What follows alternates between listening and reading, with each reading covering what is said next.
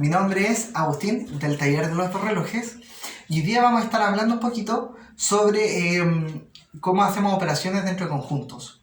Y yo les comenté en el video anterior que había una idea de que nosotros podíamos trabajar la lógica, todas las ideas que teníamos de lógica, todas nuestras ideas de proposiciones dentro de nuestras cosas de conjuntos.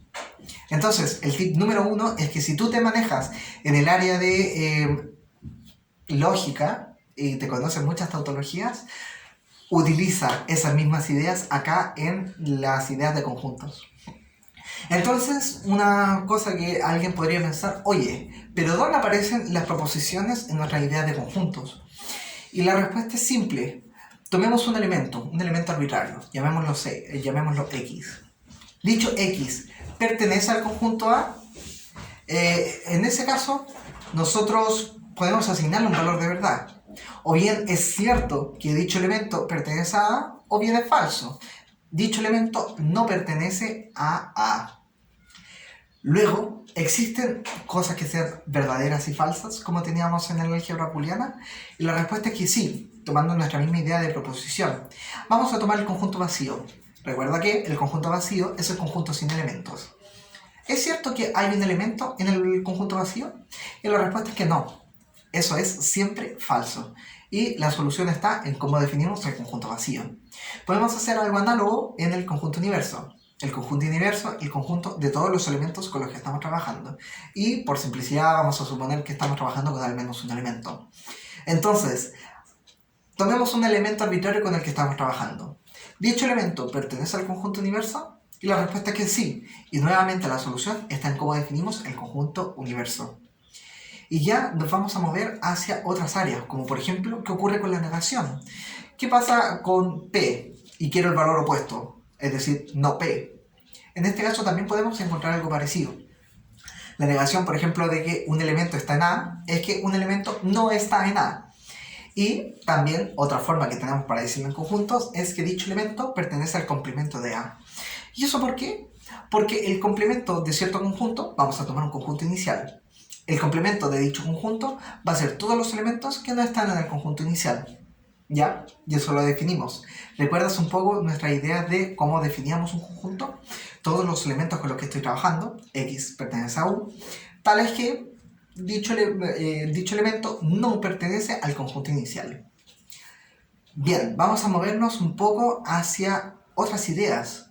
¿Qué ocurre, por ejemplo, en el caso de la unión o en el caso de la intersección? Bien, aquí también aparecen las ideas de la lógica.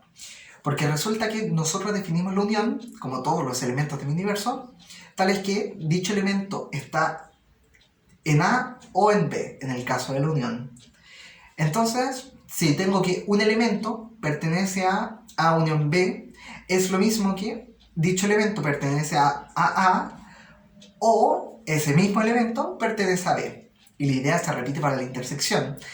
Si un elemento pertenece a la intersección de dos conjuntos, eso significa que dicho elemento pertenece al primer conjunto y además dicho elemento también pertenece al segundo conjunto. ¿Qué ocurre en el caso de en los subconjuntos? Los subconjuntos también los podemos definir desde la lógica.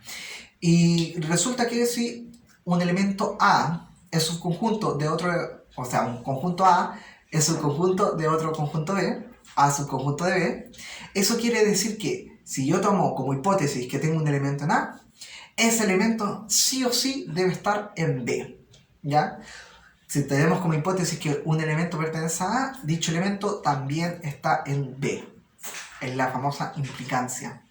Y utilizando un poco la implicancia, ¿no es cierto? Que si un elemento está en A, implica que un elemento está en B, y tenemos alguna forma de demostrar que un elemento está en B implica que un elemento está en A, podemos definir que la igualdad de conjuntos es en verdad que el primer conjunto sea subconjunto del segundo y que el segundo conjunto sea subconjunto del primero. Bien, ¿qué ocurre en el caso de la diferencia? Y esta es la razón principal de por qué transformamos las ideas de conjunto en ideas de la lógica, y con esto ya casi vamos a cerrar, es que cuando las definimos aparecen naturalmente ideas de conjunto, como por ejemplo es el caso de la diferencia. Tomemos A sin B. es decir, todos los elementos de mi universo, donde si un elemento está en A, además ese elemento no está en C, o no está en B, perdón. Entonces, lo que decimos en el fondo es que si ese elemento no está en B, significa que dicho elemento está en el complemento de B. Y eso es entonces lo mismo que decir que ese elemento pertenece a A inter B complemento. Y así podemos ir concluyendo otras cosas. Y utilizando la lógica podemos encontrar cosas espectaculares, como por ejemplo que A inter un universo, A un elemento arbitrario, eso es siempre ese conjunto A. O bien que si yo tomo un conjunto arbitrario, digamos X, y le uno el conjunto vacío, eso me va a dar el mismo conjunto. Y el desafío es a que te convenzas de eso utilizando la lógica. Incluso si no te gusta mucho la lógica, puedes armar un espacio, como en el fondo transformando muchas de las tautologías que nosotros teníamos en la lógica, para poder trabajar en conjuntos, como es el caso de A subconjunto de B.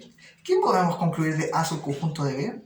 No es tan claro a primera vista, pero podemos decir que si A es subconjunto de B, eso implica que A inter B complemento es vacío. ¡Wow! Y eso lo podemos deducir desde la lógica. Y es una de las formas en las que lo demostramos. Pero te invito a pensarlo desde la lógica. Y eso es todo lo que les tengo que comentar por ahora.